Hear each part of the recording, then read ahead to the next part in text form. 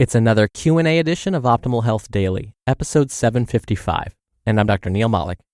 Hey there, happy Friday, and welcome to another Q&A edition of Optimal Health Daily, where I answer your health questions related to fitness, diet and nutrition, and lots more. You send me the questions, and I answer them for you. Listening to and answering your questions is one of my favorite parts of doing this show, so I thank you in advance for sending them in.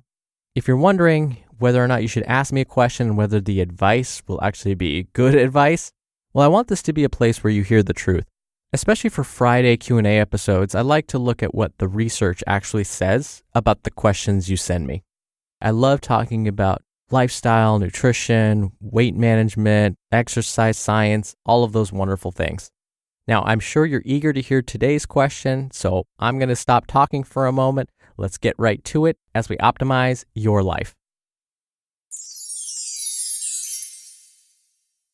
Hi, Dr. Neil. This is Lauren from Brea, California, and I was wondering if it's enough for me to be taking a general multivitamin or if I should be taking other supplements. I am a female in my mid-30s, if that helps. Thanks. Thank you for your question, Lauren from Brea, California. We're practically neighbors. Okay, basically, taking a multivitamin is like having an insurance policy. It probably doesn't hurt, but it may help under certain conditions. Here's why. In industrialized countries like ours, the abundance of food has prevented many of the common nutrient deficiencies that used to be so common. So the risk for developing a vitamin or mineral deficiency is pretty low.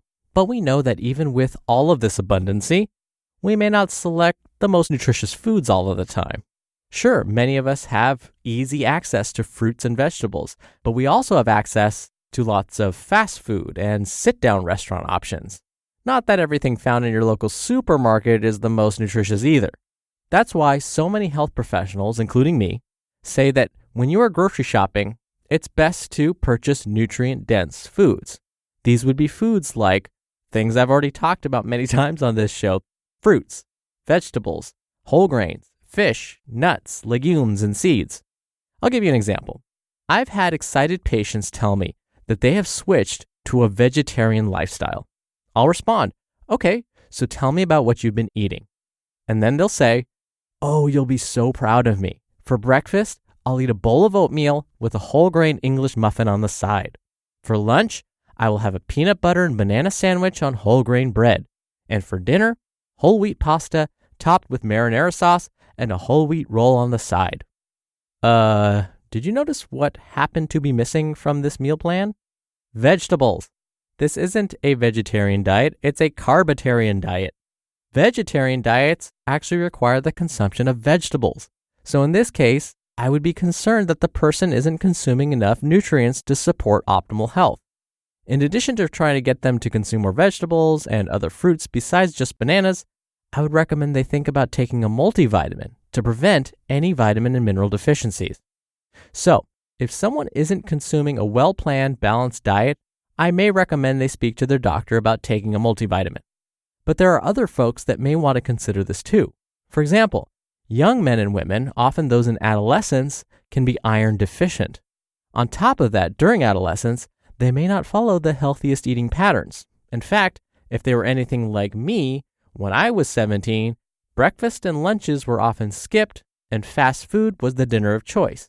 So it's possible that they are missing out on other important nutrients too.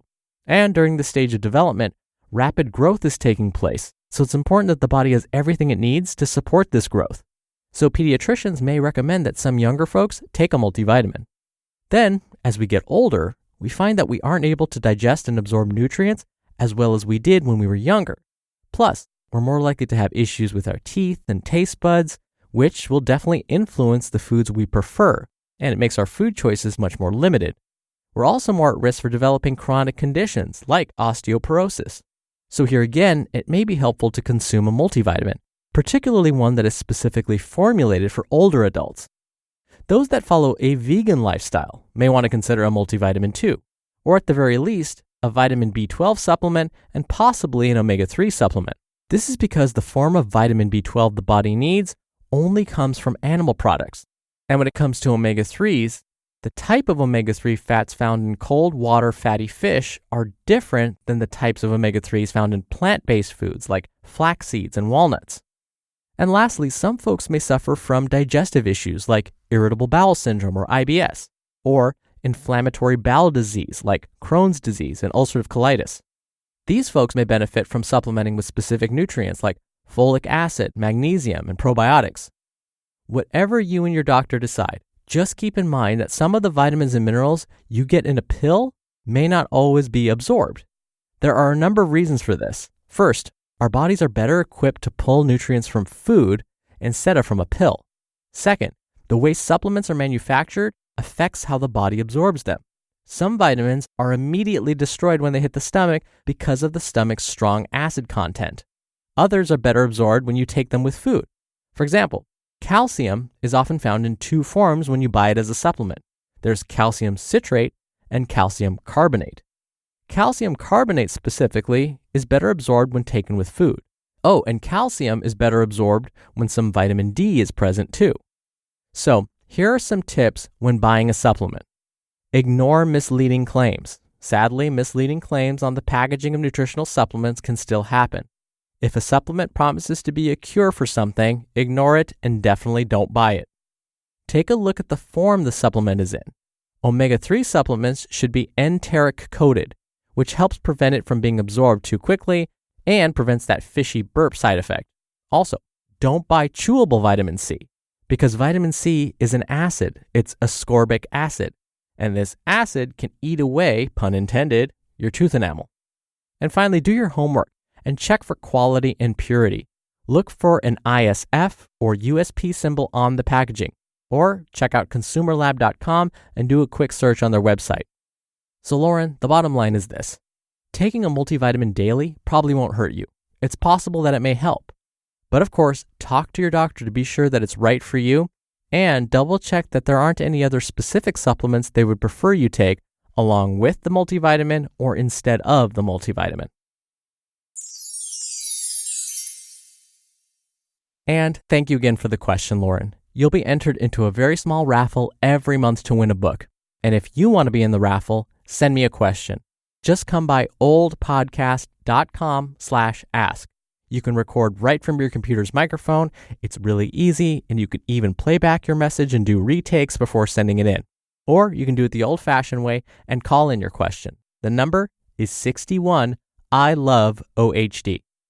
All right, that's 755 episodes of Optimal Health Daily, and it's all thanks to you. Thank you so much for listening. Thank you for subscribing. Thank you for sharing this show with someone. I hope you have a wonderful weekend, and I'll see you back here on Monday where your optimal life awaits.